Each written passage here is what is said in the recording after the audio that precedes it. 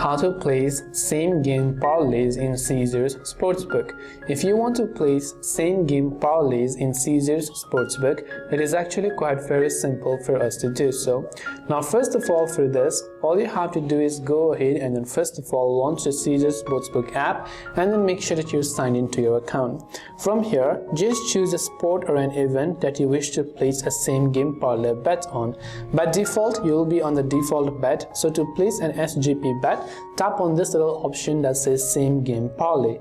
Once you've done that, you have to simply choose multiple selections or multiple bets from the same game like money line, point spread, player props or totals, and each pick will be added to your parlay automatically. So right over here you can see it, you can just add them to your parlay, and once you've done that, you should be able to go ahead and then add them successfully right in this case, and then you can go ahead and then place your same game parlay bet.